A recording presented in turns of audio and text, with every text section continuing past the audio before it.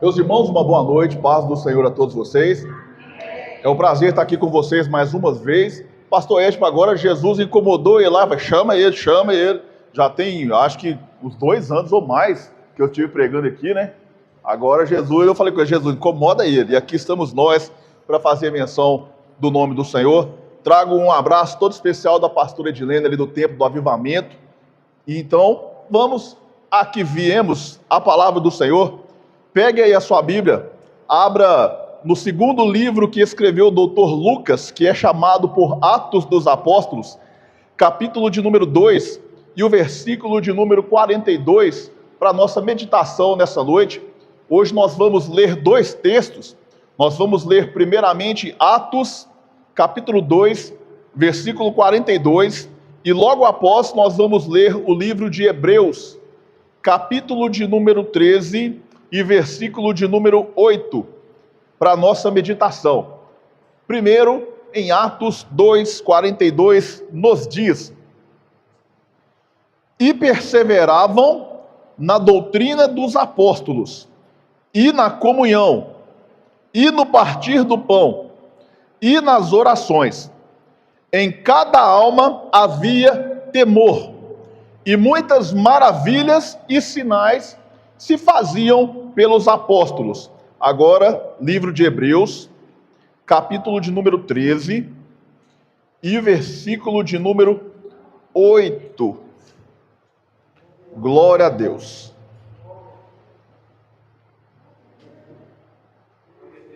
Hebreus, capítulo de número 13, versículo 8. Glória a Deus. Hebreus 13, 8 nos diz: Jesus Cristo é o mesmo ontem e hoje e eternamente. Amém? Glória a Deus. Pode tomar seu lugar, pode ficar à vontade para a gente conversar um pouquinho sobre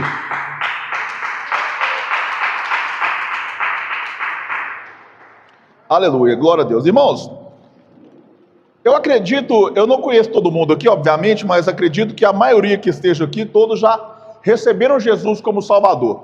E, como crente, nós temos um objetivo.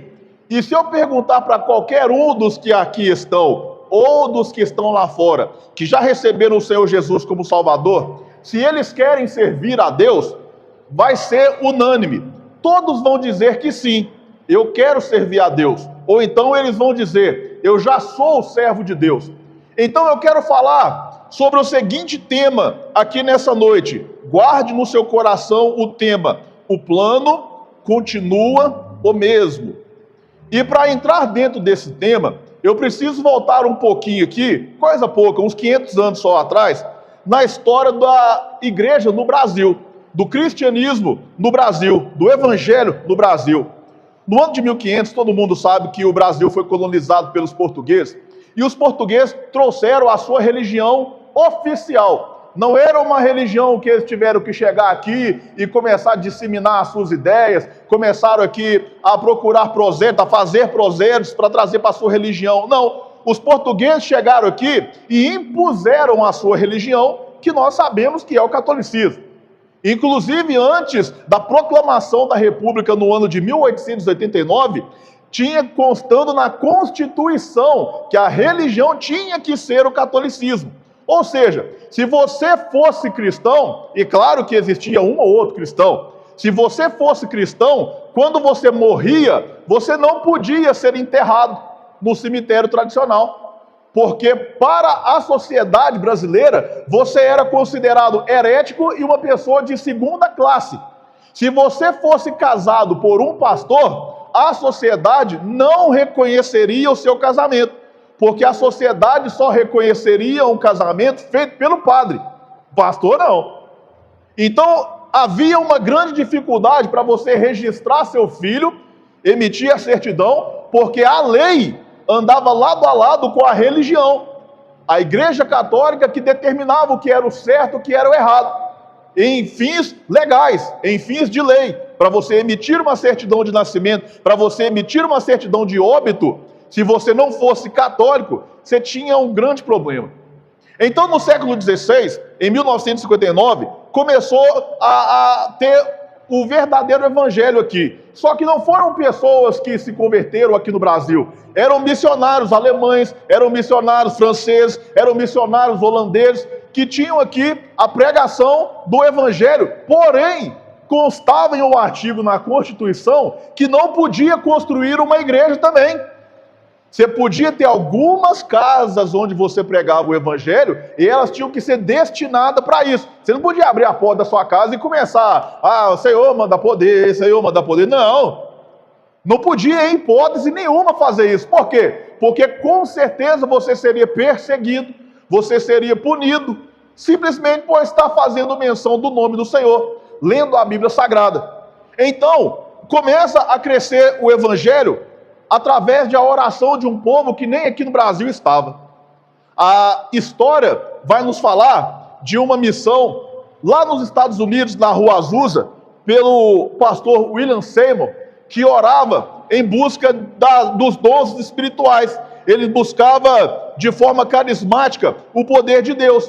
E através do ministério dele, dois irmãos por nome Gunnar Wingren e Daniel Berg, eles tiveram uma visão do Senhor. Eles começaram a frequentar aqueles cultos tinham um grande derramado do Espírito Santo, havia um grande mover de Deus, e eles tiveram uma visão em um daqueles cultos, onde eles viram no mapa o nome Belém.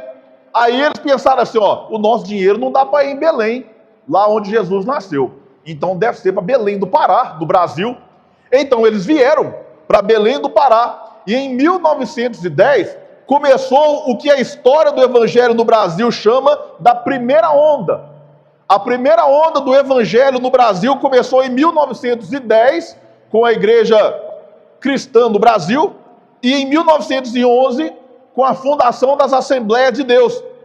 Então, uma obra que começou nos Estados Unidos, através da oração, da pregação do evangelho, eles atravessaram o oceano e começaram a vir para o Brasil, para quê? Para mudar a história, porque até então a igreja era muito fraca, a igreja ela não era relevante, a igreja evangélica do Brasil, ela não tinha o poder de ir para uma praça pregar o evangelho, ela não tinha o poder de abrir uma casa de recuperação, ela não tinha o poder de reunir aqui e fazer uma oração para o fogo cair, o capeta manifestar e a pessoa se batizar, como tem hoje. Isso não existia, até porque a igreja que existia aqui no Brasil era uma igreja elitizada, de pessoas ricas, que trabalhavam mais naquela forma de construir escola, de ensinar, de louvar a Deus aqui assim, ó Senhor, Tu és a torre forte, pá, pá, pá, pá, pá, pá, pá. Esse negócio de, Senhor, eu vejo um anjo, o fogo está caindo e sai Satanás e vai. Isso veio com o povo já meio doido, já o povo meio pentecostal, já o povo que conhecia o que era o Espírito Santo, o povo que não tinha vergonha de bater no peito e dizer que é crente. É outro tipo de crente. É outro tipo, porque tem dois tipos de crente. O crente nominal, que é o que vai na igreja, às vezes ele devolve dízimo, às vezes ele canta aqui no louvor, às vezes ele prega, às vezes ele está envolvido em várias obras, mas ele não sabe o que é o Espírito Santo. É um crente nominal. Ele está ali porque já está na religião, ele já acostumou. Eu nasci aqui e estou aqui até hoje, ele já está acostumado. Então ele vem. Mas falar com ele de oração de madrugada, linha, ele vaza. Falar com ele de visitar uma pessoa que está precisando de uma oração, porque está tendo pesadelo, porque está sendo ali vítima de obras espirituais da maldade, ele não quer saber. Falar ali de uma pessoa que está precisando de receber uma palavra no hospital, de divulgar o evangelho, de disseminar o evangelho, ele dá linha, ele corre. Por quê? Porque ele está dentro da religião, ele não está dentro do reino, do Espírito, da comunhão com Deus. Então começa a vir a primeira onda, e eu tenho um livro lá em casa que ele já está bem remendado, está bem velhinho, mas é um livro de um conteúdo sensacional, que fala sobre o diário de um pioneiro desse período, de 1910 para frente, onde tinha um irmão que glorificava a Deus e agradecia a Deus, porque ele tinha banana com farinha para comer, para evangelizar. Hoje, muitas pessoas, se você chegar para ele e falar que você está comendo banana com farinha, ele vai falar assim, você está em pecado, por isso que Deus está pesando a mão em você. O evangelho de hoje não aceita a pobreza, não aceita a perseguição, não aceita a dificuldade. O evangelho de hoje, eles não estão nem um pouco interessados nesse negócio de ser perseguido. Não, Deus me livre de ser perseguido. Só que a Bíblia vai me dizer que todos aqueles que querem servir Jesus piamente padecerão perseguições. E aí? Então, quando eu olho para a Bíblia Sagrada, me parece a maior furada do mundo seguir Jesus. Seguir Jesus não é coisa boa, não. Porque, se você seguir Jesus, você vai ser perseguido. Se você seguir Jesus, o inferno vai levantar contra a sua vida. Se você seguir Jesus, você não vai poder fazer as coisas que as pessoas que são livres fazem. Então é furada. Só que, se você seguir Jesus, o seu nome vai sair do inferno e vai subir lá para o livro da vida. Se você seguir Jesus, em vez de chegar Satanás na sua cama de madrugada, vai chegar a presença do Espírito Santo. Só que se você seguir Jesus, ao invés de você ficar falando palavrão, ficar gastando dinheiro com droga, balada, com farra, você vai ter uma família abençoada dentro dos princípios do Senhor. Então é uma questão de escolha. Vai ter perseguição? Vai, mas vai ter Jesus. Vai ter apedrejamento? Vai, mas vai ter presença do Espírito Santo. E eu quero abrir um parênteses aqui para vocês, para falar uma pequena coisa. Às vezes eu me pego pensando lá em casa, Senhor, o que eu estou fazendo de errado? Porque eu prezo por pregar a verdade. Eu prego o evangelho. Se não gostou, não vou voltar lá não, o que eu posso fazer? Aí eu fico observando, Pedro pregou o evangelho e ganhou aí milhares de almas para Jesus. Aí veio Estevão e pregou exatamente o mesmo evangelho. O que aconteceu? Pedrada na testa, mataram ele. Mas como que Pedro prega a mesma coisa e milhares de almas se convertem? Aí vem outro e prega o evangelho e eles matam ele. É porque, meu irmão, a nossa comunhão com Deus e o nosso valor para o céu, ele não se mede em números. Isso aqui não é empresa. O pastor Edipo esse mês produziu X, o pastor Antônio produziu X. Vamos abençoar isso aqui e deixar o outro de lado. Não é assim que funciona. Não é assim que funciona. Se você está sendo apedrejado, se você está passando por luta, o crivo para medir a sua fé é a palavra. Você está guardando a palavra, glorifica. Você está guardando a comunhão com o Senhor, persevera. Você está passando por lutas e tribulações, continua. Porque é Jesus que vai te galardoar. Por quê? Porque quando Estevão sucumbiu, caiu de joelho, recebendo pedrada, ele pode olhar para o céu e ver o céu aberto, e Jesus sentado à destra do Pai, e do lado lá falando, esse é meu filho. O Estevão estava vendo o céu pelo lado de dentro, e o povo achando que estava matando o herege, o povo achando que estava matando o inimigo, o povo achando que estava acabando com aquela falsa teologia, falso ensinamento. Muito pelo contrário, o sangue de Estevão estava regando sementes que viriam a nascer posteriormente, dando vida a missionários, a pastores, a pregadores, abrindo o caminho para o Espírito Santo pregar. O evangelho sempre foi regado com sangue. O evangelho de Jesus Cristo sempre foi regado com sangue, não é sabor de mel. Você não vai chegar aqui para virar empresário, virar missionário, ficar rico, ganhar as coisas. Não. O evangelho, meu irmão, eu estou chamando você para o sofrimento, meu irmão. É sofrimento de abandonar vício, é sofrimento de poder dar respostas a pessoas e ficar calado, é sofrimento de se submeter a pastores, a líderes, a ensinamento, é sofrimento de poder resolver as coisas com a sua própria mão e não resolver. Mas também é a alegria de ter o nome escrito no livro da vida, é a alegria de andar com Jesus, é a alegria de as pessoas poderem olhar para você. Talvez você não tenha uma roupa bacana, talvez você não tenha um carro bacana, mas quando o demônio manifesta, é de você que as pessoas lembram para ir lá orar. Eu vou na casa daquele irmão porque aquele irmão é cheio de Deus. Eu vou na casa daquela irmã porque eu sei que aquela irmã ora. Eu vou na casa daquela outra irmã porque eu sei que ela tem comunhão com o céu, ela tem autoridade. Então é para isso, meu irmão, que nós somos chamados. E esse evangelho que eu vos prego aqui nesse momento é o evangelho que começou a ser pregado na primeira onda do evangelho no Brasil, o pentecostalismo. Daniel Berg Gunaving chega aqui no Brasil e começa a estudar a língua e foram congregar numa igreja batista. Porque no século XIX, os irmãos que tinham aqui eram os irmãos luteranos, eram os presbiterianos, batistas e congregacionais. Eram igrejas sérias, e isso já no século XIX. O evangélico chegou aqui no século XVI. Esses irmãos eram irmãos sérios? Eram. Eram irmãos compromissados com a obra? Sim. Porém, não eram irmãos que tinham comunhão com o Espírito Santo. Não eram irmãos que buscavam uma interação com o Espírito Santo. Eram irmãos que estavam ali seguindo a religião que talvez eles tivessem recebido de seus pais. Agora chega dois missionários aqui e começam a estudar e a servir a Deus. Quando eles começam a dar suas primeiras palavras em português, e eles começam a pregar, eles vai e solta a maior pedra no sapato do crente frio. A maior pedra no sapato daquele que é contra o seu ministério. E eles dizem assim, ó: Jesus nos batizou com o Espírito Santo e quer batizar você também. Glória a Deus, porque vocês é pentecostal, porque na época eles foram expulsos da igreja. Sumam daqui com essas doutrinas suas. Você está ficando doido? É o que acontece muito hoje. O pastor aqui sou eu que vou ensinar. Você vaza, some daqui. O que eles fizeram? Vazaram. Porque se tem um belo passarinho cantando numa árvore lá no seu quintal e você tocar ele vai embora. Ele vai cantar no quintal do outro. Não quer, ué. Foram embora e começaram na casa de uma irmã se reunir. Irmã por nome Celina de Albuquerque. Irmã de fé, testemunho, que começou a orar pelas madrugadas. Senhor, se o que esses dois irmãos aí que falam enrolado falou é verdade, eu quero. E ora um dia, ora dois, ora três, ora quatro, ora cinco. E passados-se alguns dias, às 3 horas da manhã, ela estava no seu quarto de joelho dobrado orando.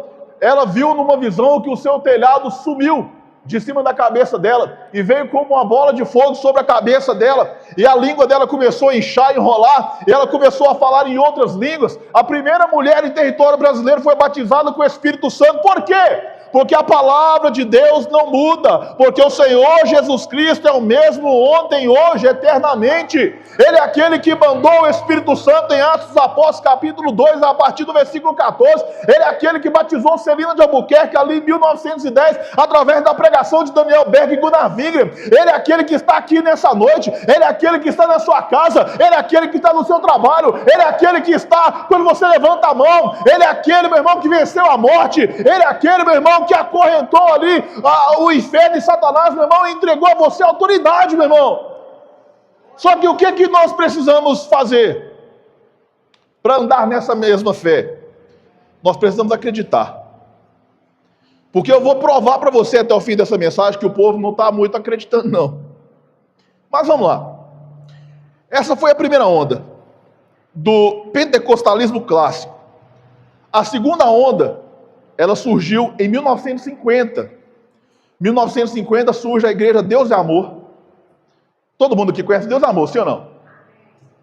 Quem não lembra do Davi Miranda? Meus irmãos, quero vos cumprimentar com a doce paz do Senhor Jesus. E estendia a mão e caía capeta para todo lado. Eu lembro que eu era criança, não tinha programa de televisão como é hoje, mas eu ouvia pelo rádio a capetada gritando. E Deus amou o pau quebrando, e eu ficava ouvindo aquilo ali, você ficava assustado, e era uma coisa de louco. O Brasil para Cristo foi fundado por um irmão que trabalhava na construção civil. E ele foi congregado na Assembleia de Deus, e depois ele saiu e fundou o Ministério Brasil para Cristo. Por que eu estou falando assim? Eu sou um defensor ávido de que toda a igreja estude teologia. Porque o que tem de pastor ensinando heresia, o que tem de crente que está na igreja há 20 anos e não consegue fazer uma pregação de 10 minutos, isso é uma vergonha. É uma vergonha. Porque se nós falamos que amamos a palavra, você ama como você não conhece? Ama nada. Ama uma coisa que você não conhece. Mas enfim. Mas não é preciso ser um teólogo, não é preciso ser um doutor da lei, é preciso ter comunhão com o Espírito Santo, é preciso ter iniciativa, é preciso se submeter ao senhorio de Cristo, é preciso estar disponível para o Espírito Santo, porque é o Espírito Santo que vai conduzir você no seu chamado. Não é todo mundo que é obrigado a ser pastor, mas cada um tem um chamado. Talvez você tenha um chamado para louvar, talvez você tenha um chamado para visitar, talvez você tenha um chamado para evangelizar, talvez você tenha um chamado para ir levar uma cesta básica. Porque o povo gosta de pregar do dom de profecia, o povo gosta de pregar do dom de curar o enfermo, mas e o dom de socorro? Está escrito na Bíblia também, dom de socorro, socorrer as pessoas. Esse o povo não quer pregar, mas enfim, começa aqui a segunda onda, já era um povo buscando cruzadas evangelísticas e milagre, porque a primeira onda do evangelho no Brasil buscava o dom de línguas estranhas, o batismo com o Espírito Santo e cura divina. A segunda onda já fazia cruzadas em estádios, na época que lotavam estádios, reunia um grande número de pessoas e buscava milagre. Essa onda ela teve início ali em 1950 e foi até 1975. É claro que durou até poucos tempos atrás, mas o auge dessa obra, dessa versão, dessa segunda onda, foi nesse período. Aí, lá em 1975 para frente, começa a surgir Universal, começa a surgir Internacional da Graça, começa a surgir as igrejas neopentecostais. Aí com certeza você vai lembrar o copo em cima da televisão. Vocês lembram disso? Você que está aí na sua casa, pega um copo d'água, coloca em cima da televisão, nós vamos abençoar essa água e que não sei do que. E aí introduziu a teologia da prosperidade. Traga no altar a sua oferta e Deus vai te devolver 1000 vezes mais e por aí vai. E todo mundo está cansado de saber dessas heresias de teologia da prosperidade.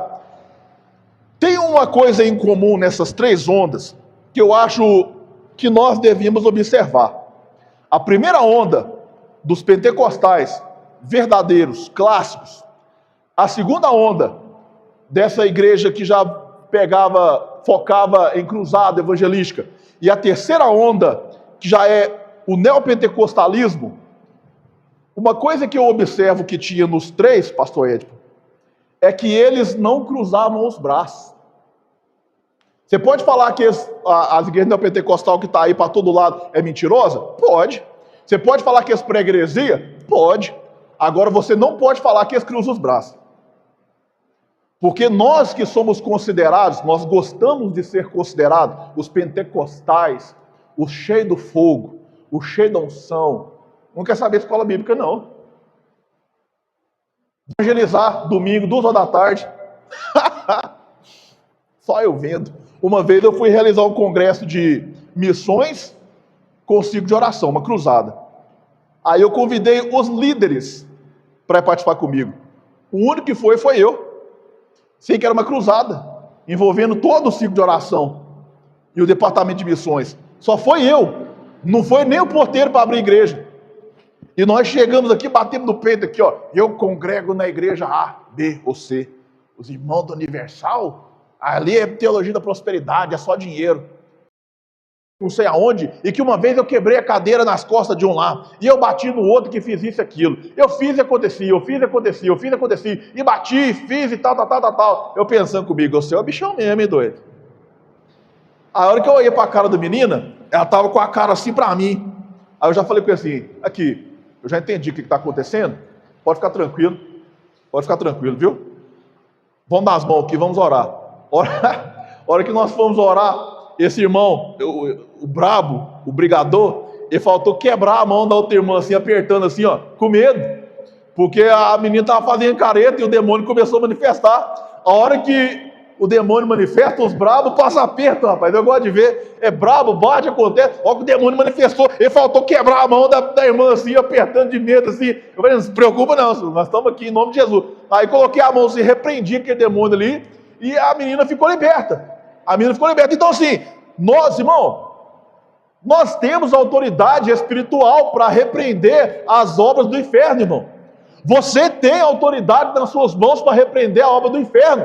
Mas o que faz que essa autoridade venha para a minha vida, venha para a sua vida? O que faz que essa autoridade venha ser disponibilizada para mim e para você? É uma vida de oração. É uma vida de jejum, é uma vida de leitura da palavra, é uma vida de submissão ao Evangelho, porque a gente leu aqui Hebreus 13, verso 8, Jesus é o mesmo ontem, hoje, eternamente, mas no verso 7 fala assim, obedecer a vossos pastores, é uma vida de obediência a uma liderança que está debaixo da submissão do Senhor. Nós precisamos, como igreja, meu irmão, voltar a ter prazer em ser usado pela mão de Deus.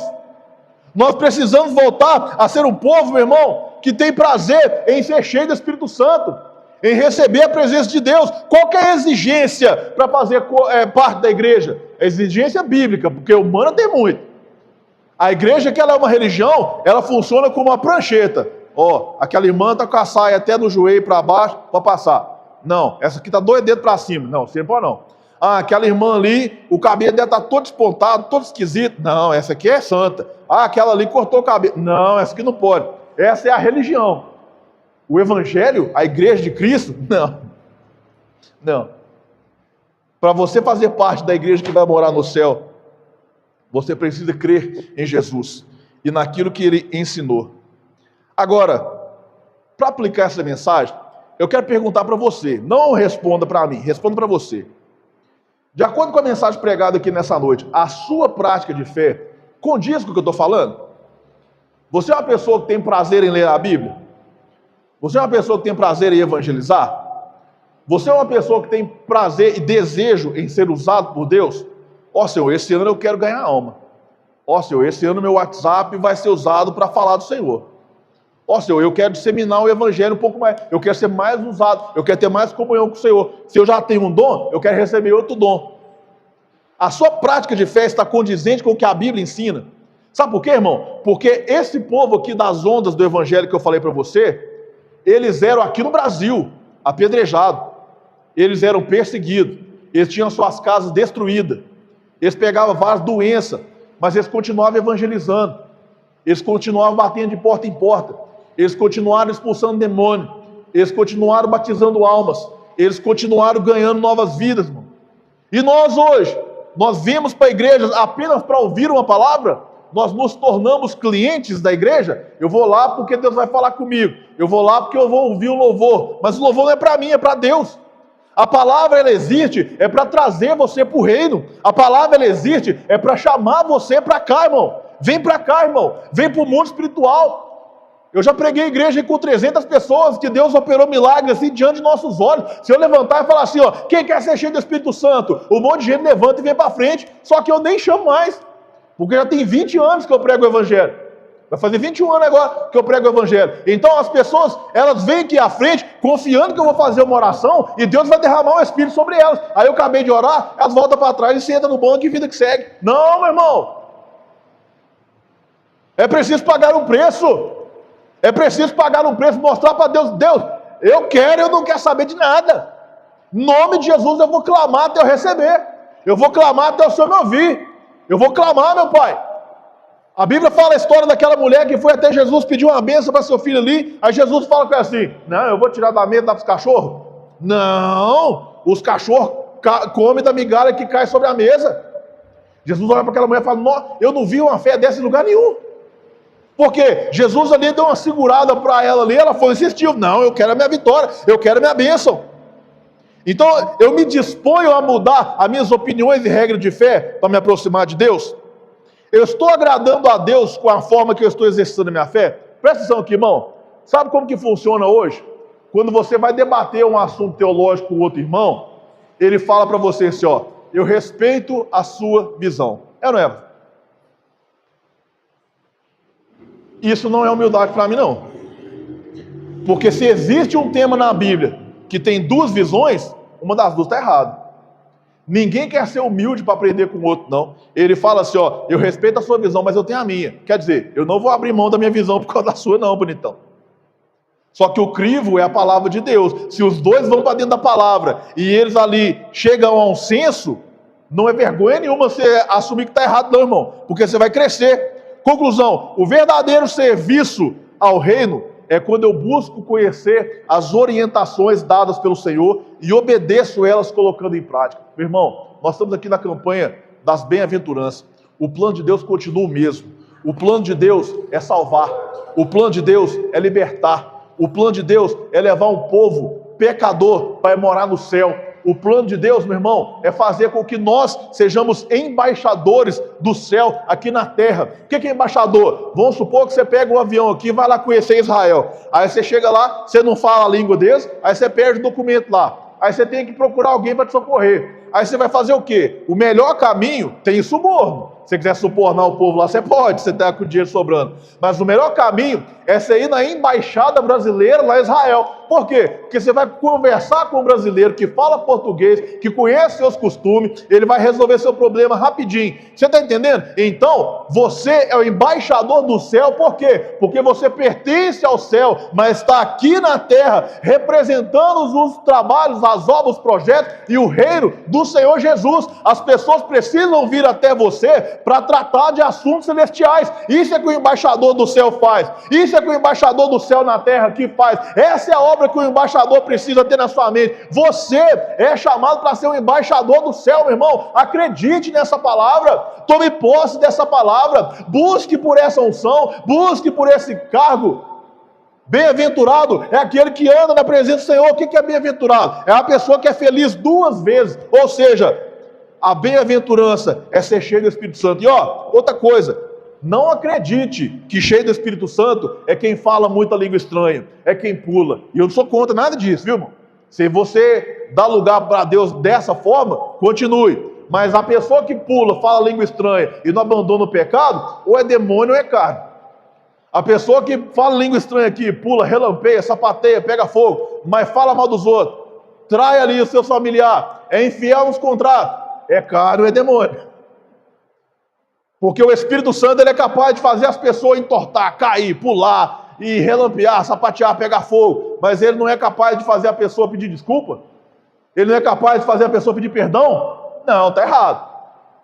O plano de Deus continua o mesmo. O plano de Deus é fazer com que a água dele brote no seu ventre como uma fonte a jorrar para a vida eterna.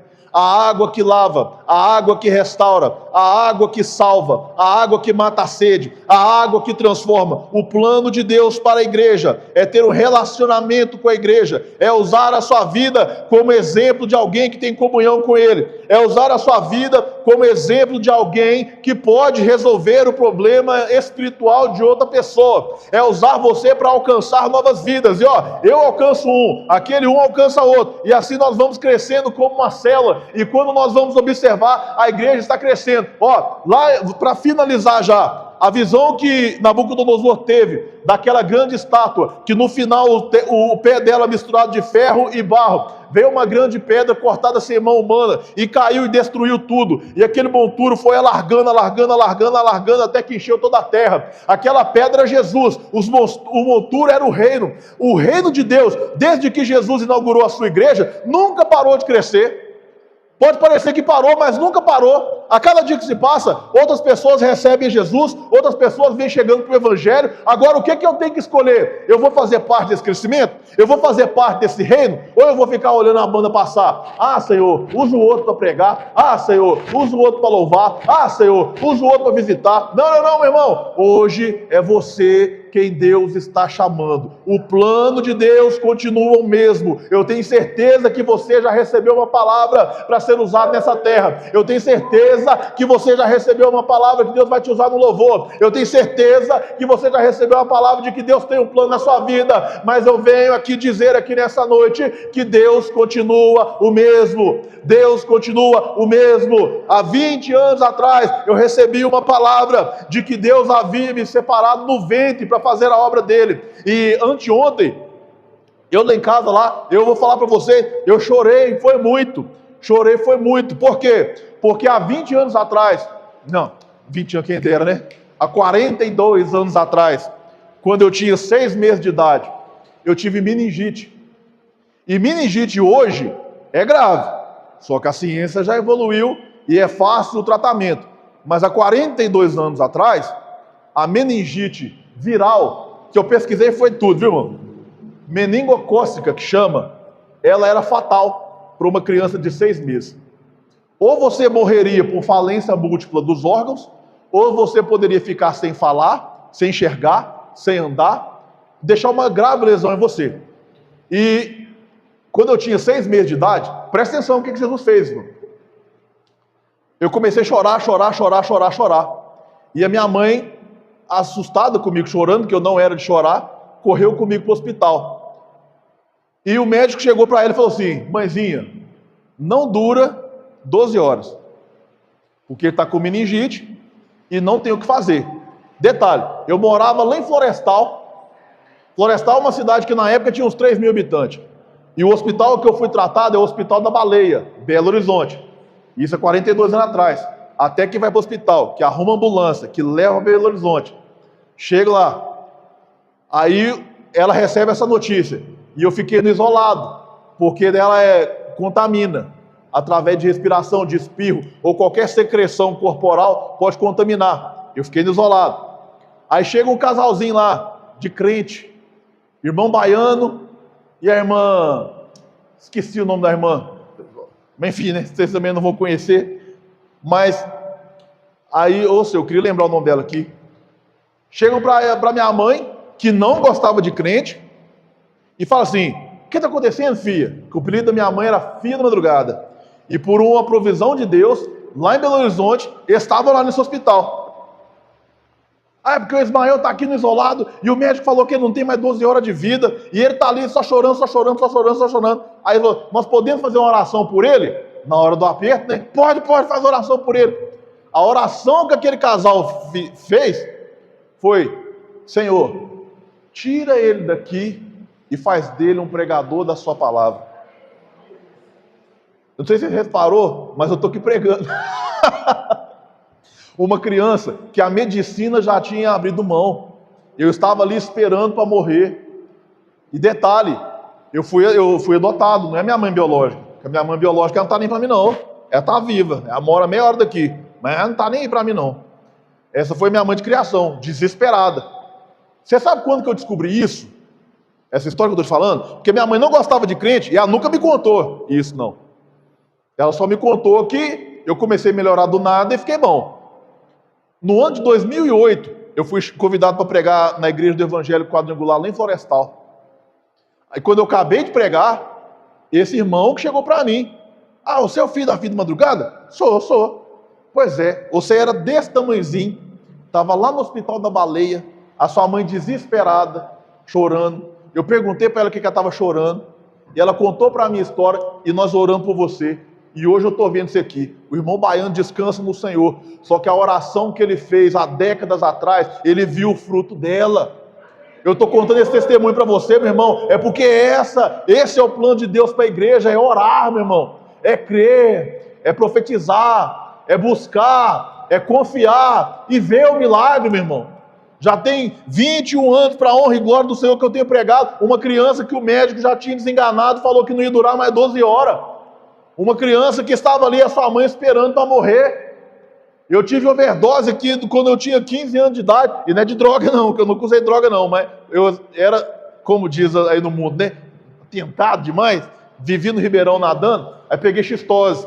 Aí eles foram lá passar a medicação para mim. E falou assim: você tem que comer bastante porque a medicação é forte. Aí no dia eu fui roubar uva. Roubei uva lá na plantação, lá comi. Você comeu? Comi. E só tinha uva no estômago. Aí eu mandei para dentro. 5:30 da tarde, meu braço estava dessa grossura, assim, ó, olhando assim, ó, alucinando. Aí entrei para dentro, caí no chão lá, virando a língua, espumando a boca, debatendo em convulsão. Minha mãe sai doida, gritando. Minha mãe, ela demorou até demais para morrer, que eu quase matei ela um monte de vezes, que eu era tentado demais.